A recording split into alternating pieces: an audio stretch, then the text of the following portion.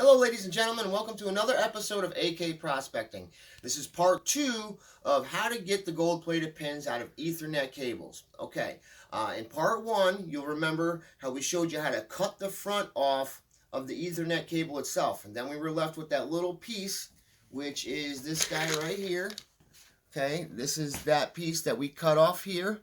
And like I said, this guy here, he can go back to the recyclers as insulated wire. So we get a little bit back on this guy. And then we also got our pins. And remember you were saying, oh, wait, Ken, how are you going to get those out of there? Well, we did 305 Ethernet cables. Exactly. I had these Ethernet cables mixed in with regular telephone jacks, so I had to sort them. The telephone jacks, I'm going to run them straight through the Kobra Crusher instead of cutting them, because I think cutting them would be a waste of time for the amount of material we get out of them. Remember, we want to try to, get the plated pins quickly, process them quickly so we can get physical gold in less time. What we want to do is when we start looking at billable man hours, like a job, okay, well, how much do we get paid an hour? How many hours do we get paid at the end of the day or at the end of the week?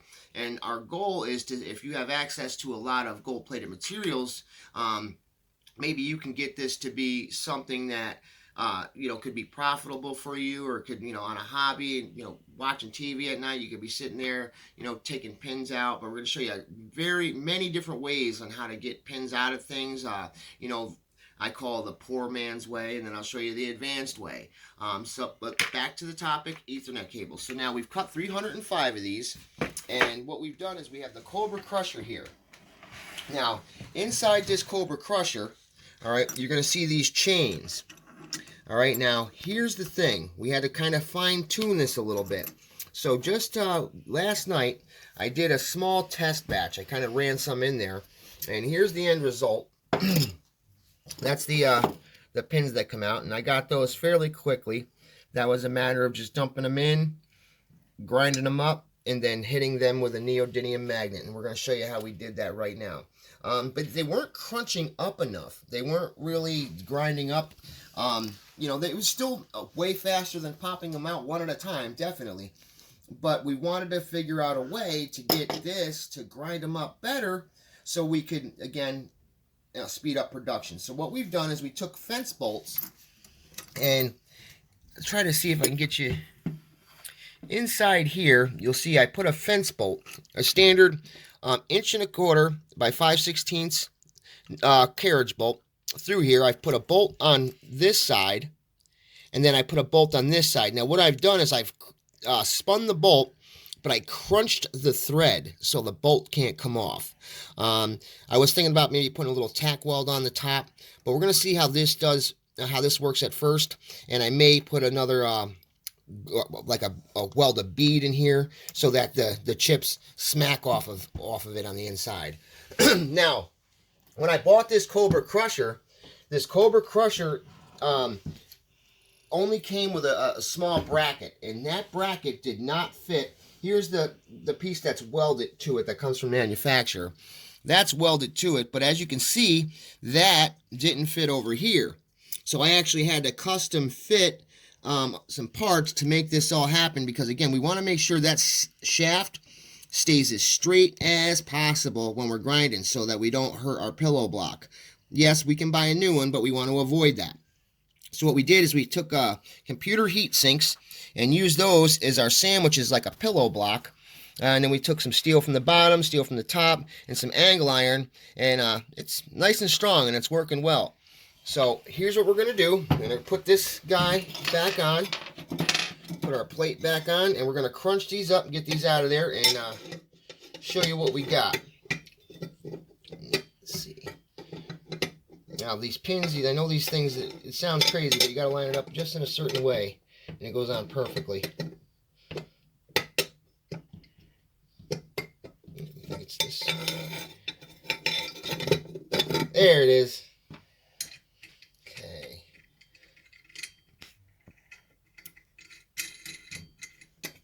Now I'm going to tighten this up, and I'm going to have you guys hang on for 1 second. I'm going to pause the video real quick just so I can get some water. So what I did is I went and I got some water, and I got an empty coffee pot. So I got 2 empty coffee pots here that I use for this process. So you're also going to need a neodymium magnet. You can get these at Home Depot, or if you have an old hard drive, computer hard drive, you can take these right out. They're very, very strong. And I actually like these better than any magnet you're going to buy at Home Depot, Lowe's, any of those stores. They're a lot bigger, and they tend to be a lot stronger than them little guys you get at the big box stores. So now here's what we're going to do. We're going to take our little pieces here, and we're going to chuck them in our crusher. There we go.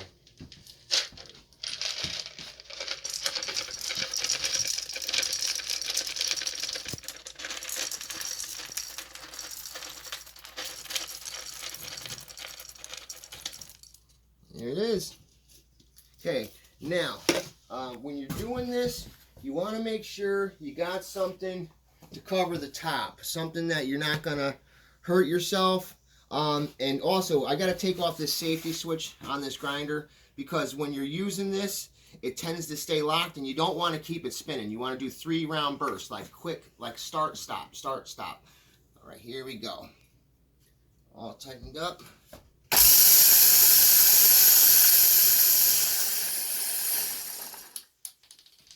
Oh, we lost one. Oh, lost 2. But that seems to be working a lot better, I tell you that.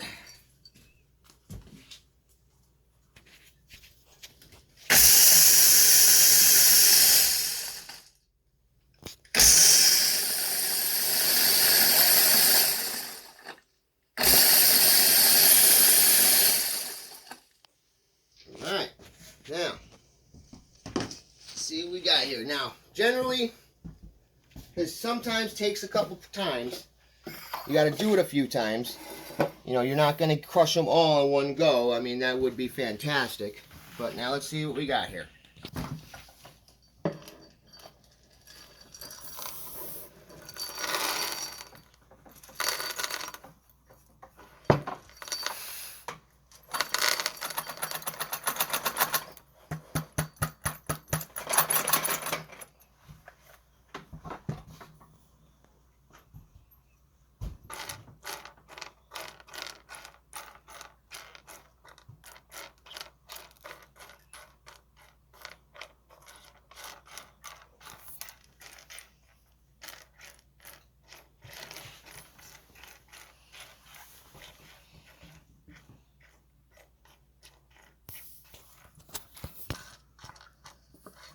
Now, as you can see, it's crunched them up, but it's not crunching them up the way we want. So it looks like we're going to have to leave them in a little longer to get them to crunch up how we like them.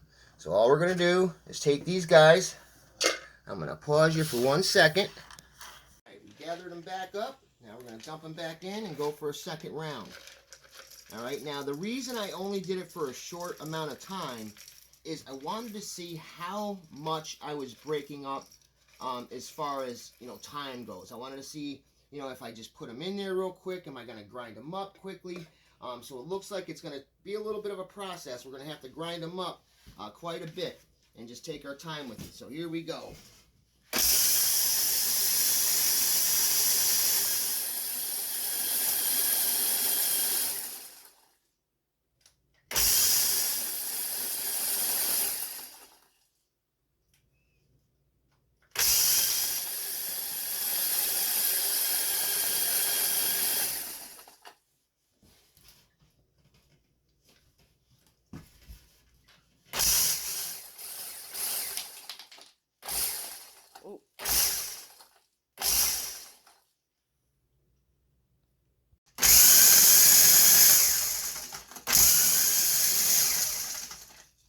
Okay. Hopefully that did better.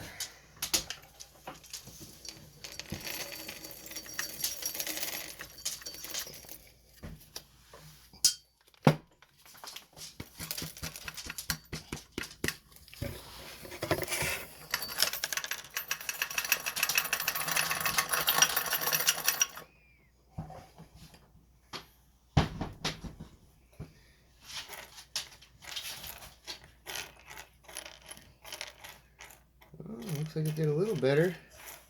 Now what I think I'm going to have to do is refine the chains inside the crusher so that they actually cut and slice rather than smash, because the smashing doesn't seem to work as well as the grinding. But now, yeah, it'll take you a couple times to do it, but it's still way faster than pulling them out one at a time. Now all you do, take your neodymium magnet,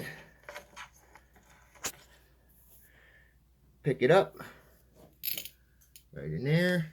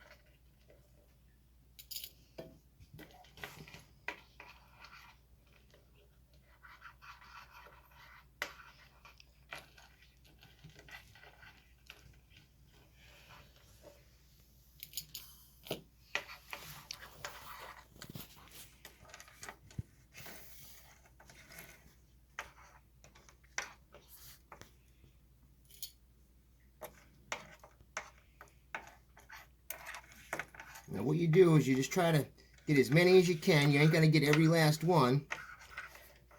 Then just keep picking them up as much as you can. Then all you do, after you feel you got, pretty much 80 to 90% picked up, you just put them back in there and run them again. I might take one of my steel bearings and try to cut it up, or I may put a sharp tech screw in there facing outwards, so that as things grind, it slices as opposed to smashing. Another thing that also works well with crushing on super cold nights, if you leave these out in below 0 temperatures and then you put them in that crusher, it smashes them to smithereens fairly quickly. So now we've got those in there. Now it takes a few times to crush these all up. So you just keep doing it, and no matter what, you're still getting your production is still way more than if you were to sit there, put them in a vise, and pop them out one at a time. Because that's another way you can do it, is you can take the piece, not cut it, put it into a vise, and with a flathead screwdriver, pop them out one piece at a time. Some people rather do it that way. I'm more of a production type person. I like to move as much as I can quickly. Okay, so now for our next step, is you're like, oh man, that's a mess, Ken. How are we gonna deal with that? Well, I'll show you. Cleans up real nice. Add just regular drinking water. Just shake it around like so.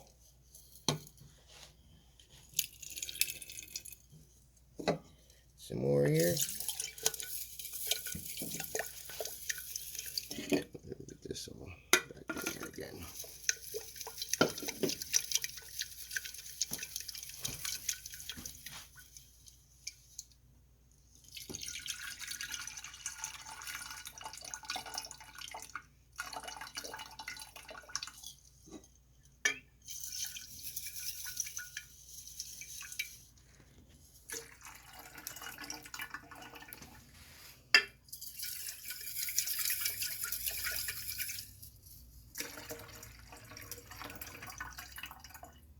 And here you go. Nice and clean gold. That's nice clean gold plated there. And now just so you know, that silvery color you're seeing is just a reflection of the camera. And also, back then, I had just recently learned that all Ethernet cables weren't completely gold plated, so we do have some caca Ethernet cables mixed in with some good Ethernet cables, but we're going to process them anyways and see what we get out of 305 Ethernet cables. So that's how we do it. That's how we grind them up. That's how we get our pins out of Ethernet cables. We just basically cut the tops, take the tops, run them through the Kobra Crusher. From the Kobra Crusher, pick them up, we dump them on a flat surface, pick up the pins with a neodymium magnet, dump it in a coffee can, wash out the top pieces of old plastic into another coffee can, and we've got our material. One thing I do want to note is we are going to have to refine this process, and when I do so, I'll give you guys an update on the Ethernet cable stuff, because as I come up with better, quicker, faster ways of gathering the material, see, we have ways to get the gold off plated materials. That's not the hard part. The hard part is getting a constant, steady flow of the material to process. So for example, right here, this is 4.5 pounds of pins.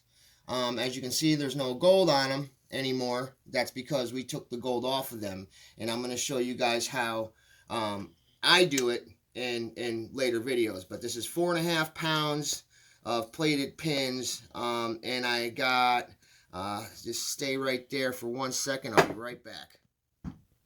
Alright, so we had 4.5 pounds. We did the process, got the gold off of these, and that got us 19.9 grams of some dirty gold that has to be melted down.